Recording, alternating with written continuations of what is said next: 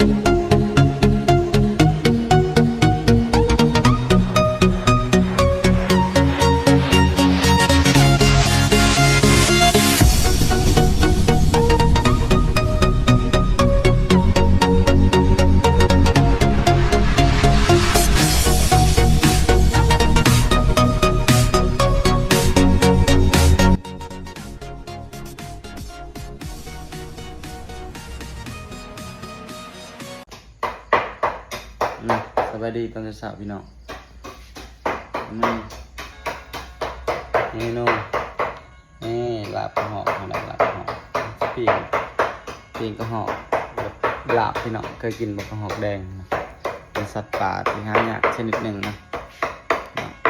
โอ้เห็ดย่างไหมภาษาไหมเห็ดย่างสุกินลาบกระหอบลาบกระหอบโอ้ของแสบเลยหลับต้องหอกแดงมั้ยเนาะ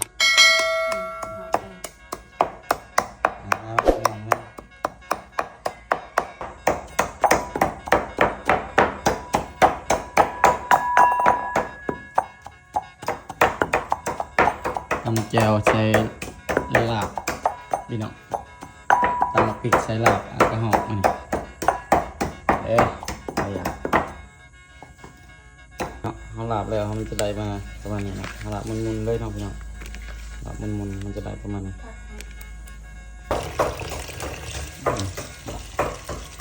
อันนี้คือพักเนาะพักเราจะกินกับหลับหอกเนาะ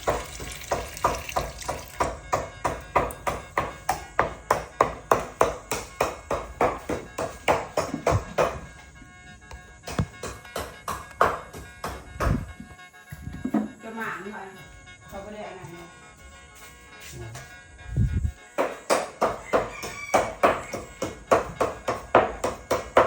ปล่อยเลยไก่ตองปล่อยโมมาเลยเขาให้มันไปใช่มันไปยังกันอะไรบ่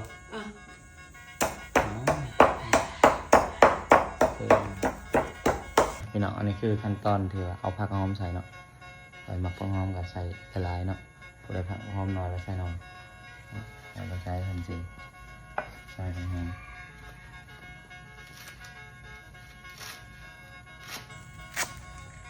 ใส่ลงไปมีโน้ตเป็นสาวใส่ผักหอมแรกที่ใส่หลังหอมเนาะ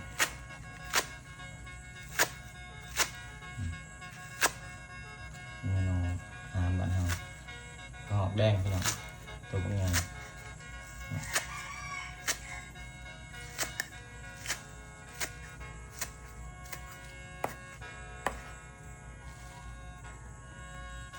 เจ้าลิซ่าไปต้นน้ำมาบ่เนี่ยฮะไอ้ต้นน้ำมาบ่ต้นน้ำจะดึกไหนฮะ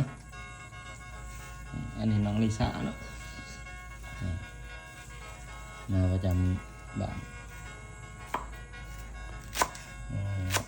ซอยลงไปอันนี้คือผักหอมผักแก้วผักเสริมต่างๆแล้วนี่คือหลาบบ้านนองเขาเนาะหลาบก็ใส่ผักหอมละลายมันต้องคาพี่เนาะเอาลงไปน้ำมันพริกอันนี้คือน้ำปลาแดกเอาลงไปน้ำปลาแดกเอาพริกลงไปก่อนน้ำต้มซุปเปิดนะ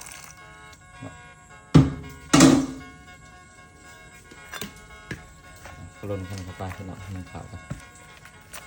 ตกไงเนาะอาหารเสาร์นี่อาหารเสาร์นี่ชิมลงไปเอาเกลือลงไปนิดนึง เกลือ เอาเกลือ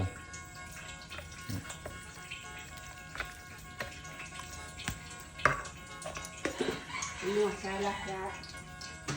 เราใส่เรียบร้อยเนาะของกินง่ายๆพี่น้องตอนเช้า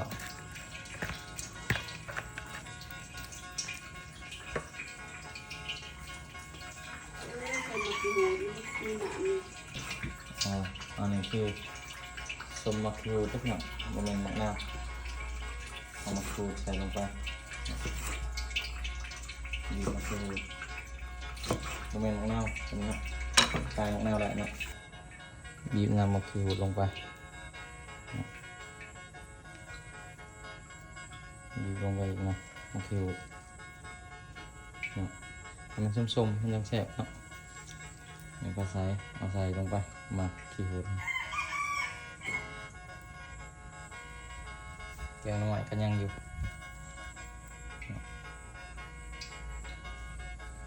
ลงไปแล้วกระลนคอยสิกระลนเนาะนี่คงแซ่บก็จะได้นี่พี่น้อง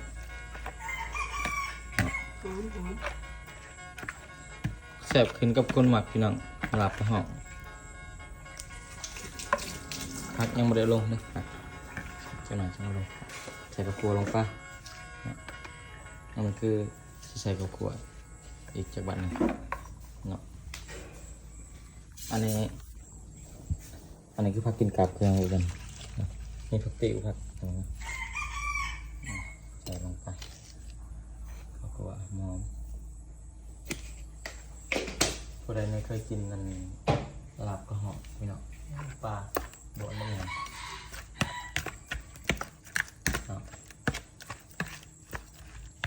อันนี้คือใช้ข้าวคั่ว ชิมอีกบัดหนึ่ง ชิมอีกเป็นยังไง จาง จางอีก จางตลาด มันเกลือยังบอนบ่ บ่แมันเกลือยังบ่ละลายบ่ เป็นเจอบันเตอร์ได้บัน อย่าใส่ละลายกินบ่ได้นะเสียของเข้าเล่นเข้าไปบันนี้เป็นสิได้ใส่ผักเลยใส่ผักเลยใส่ผักลงไปโอ้ผักปลายผักเนาะหอม